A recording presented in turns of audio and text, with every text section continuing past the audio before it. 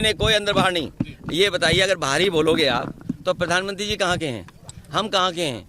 तो आप कहोगे बहराइच में ये इटावा वाले क्यों आ गए?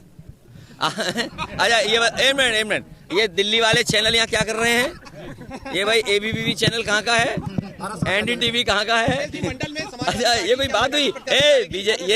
ये कोई बात नहीं है। सुनिए, लोकसभा में ये है कि कोई भी भारत का नागरिक और कहीं भी उसका वोट बना हो, वो कहीं भी चुनाव लड़ सकता है, क्योंकि लोकसभा के लिए आप चुन रहे हैं। इसलिए ये बाहर ही अंदर नहीं। हाँ, प्रधानी का होता है बाहर अंदर, एक बार को विधायक में हो सकता है बाहर।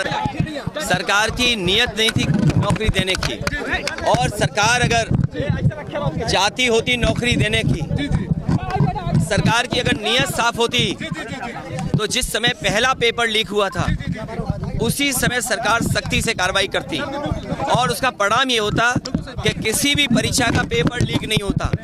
और आज केवल पुलिस भर्ती के पेपर लीक के आरोप नहीं है, बल्कि RO ARO की जो भर्ती हुई उसमें भी बड़े पैमाने पे छात्र नौजवान धरना दे करके बैठे हैं लोक सेवा आयोग के सामने। वो अपना पर्चा कैंसिल कराना चाहते हैं, री एग्जाम कराना चाहते हैं। आप सोचिए, सरकार जो दावा कर रही थी कि परीक्षा बिल्कुल सुरक्षित होगी, ये देखिए सुरक्षा का पोल खुल गया, और सरकार अपनी खुद स्वीकार कर रही है कि उनकी नाकामी की वजह से पेपर लीक हुआ है।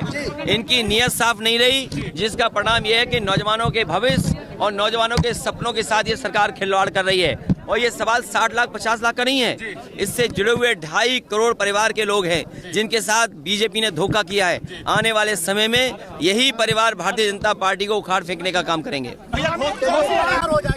नहीं, प्रधानमंत्री जी को अपने 10 साल, बीजेपी को खासकर अपने 10 साल के कार्यकाल में उन्होंने कितना किसानों की आय दोगुनी की है। आप बहराइच, आपके बगल का श्रावस्ती, आपका बाराबंकी, गोंडा, ये वो जिले हैं जहां पर आम जनता खेतीबाड़ी से जुड़ी हुई है। क्या किसानों की आय दोगुनी हो गई? महंगाई का आलम तो ये है कि अगर हिसाब किताब लगाएंगे तो कई चीज़ों की महंगाई दुगनी हो गई। दाल की कीमत क्या थी? क्या हमारे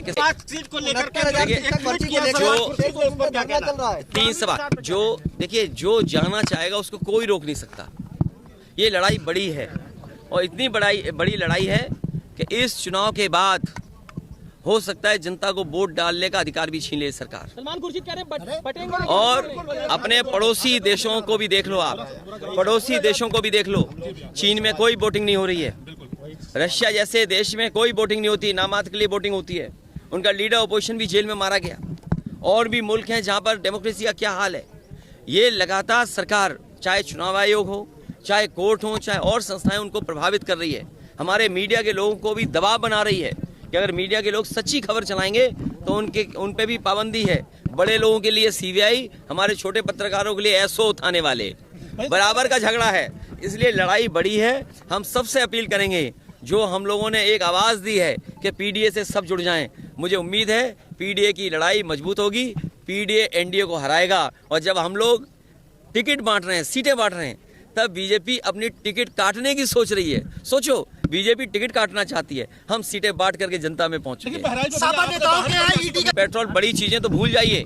आप बताइए, 2014 से और आज 2024 हो गया है, नमक की कीमत क्या है? क्या नमक की कीमत दुगनी नहीं हो गई? नौकरी नहीं, रोजगार नहीं, किसान खड़ा हुआ है उनके सामने अपना हक मांगने के लिए। जो लोग नारा देते थे कि जय किसान, जय जवान, जय विज्ञान, किसान दुखी है, आंदोलन कर रहा है अपनी आय बढ़ाने के लिए।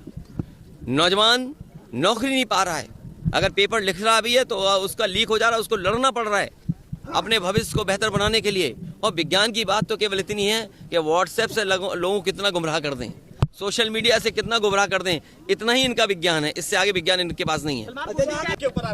नहीं, उन्होंने, मुझे उम्मीद है कि लोहिया जी वहाँ से चुनाव जीते थे फरक्काबाद में। लोहिया जी पहला चुनाव वहीं से जीते थे फरक्काबाद से। हमें उम्मीद है कि वो अपना ट्वीट डिलीट कर देंगे और अलायंस की मदद करेंगे।